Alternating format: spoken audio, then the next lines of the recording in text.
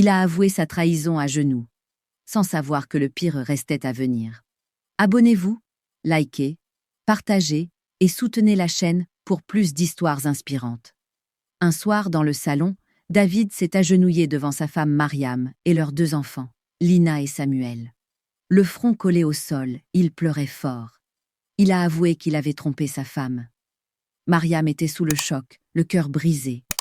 Mais en le voyant pleurer et regretter sincèrement, elle a senti qu'il disait la vérité. Alors, même si elle avait très mal, elle a décidé de lui pardonner. Après ça, David a tout expliqué. Il a montré ses téléphones, ses mots de passe, ses messages. Il ne voulait plus rien cacher.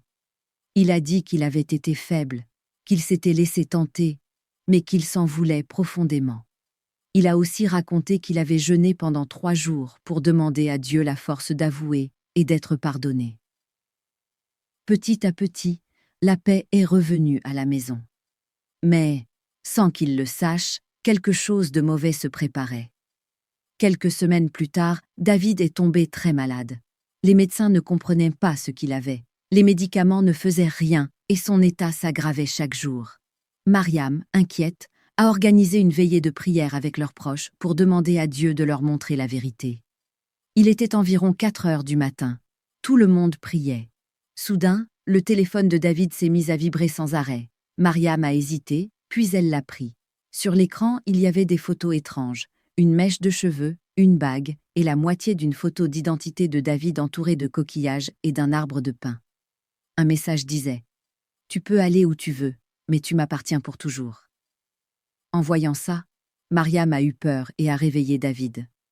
Quand il a vu les images, David est resté sans voix. Il a reconnu le numéro. C'était celui d'Amina, la femme avec qui il avait trompé Mariam. Il a expliqué qu'il avait perdu sa bague depuis quelque temps et qu'il ne comprenait pas comment Amina avait pu avoir ses cheveux et sa photo. Tout devenait clair. Cette histoire allait bien plus loin qu'une simple infidélité. La famille a fait venir le père André, un prêtre exorciste. Pendant la prière, David s'est mis à trembler. Puis sa voix a changé. Ce n'était plus lui qui parlait, mais une voix de femme, froide et dure. Elle a dit « Je le voulais depuis 14 ans. J'ai tout fait pour l'avoir. Et je l'ai eu. » Le père André a continué à prier sans s'arrêter. La voix a fini par tout avouer. Amina avait consulté un marabout. Il lui avait donné une plante à mâcher pour rendre David faible. Un jour, pendant qu'il dormait, elle lui avait coupé une mèche de cheveux et volé sa bague. Avec ces objets, elle avait fait un envoûtement pour le contrôler. Elle a aussi dit que certains gestes intimes servaient à lui voler son énergie et à le garder lié à elle, peu importe où il allait. Les prières ont duré des heures. Puis, tout s'est calmé d'un coup. David s'est effondré, épuisé, mais libéré. Les liens avaient été brisés. La famille a pleuré de soulagement. Mais cette épreuve avait laissé des traces.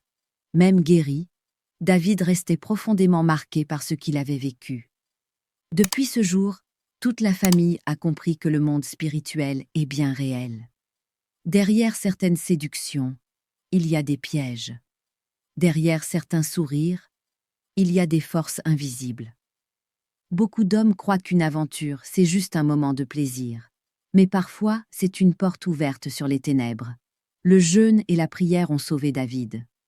Cette histoire rappelle que la foi protège, que tout ce qui brille n'est pas toujours bon et qu'il faut garder la lumière dans son foyer avant que les ténèbres ne s'y installent. Merci d'avoir regardé la vidéo. Que Dieu vous bénisse, vous et moi.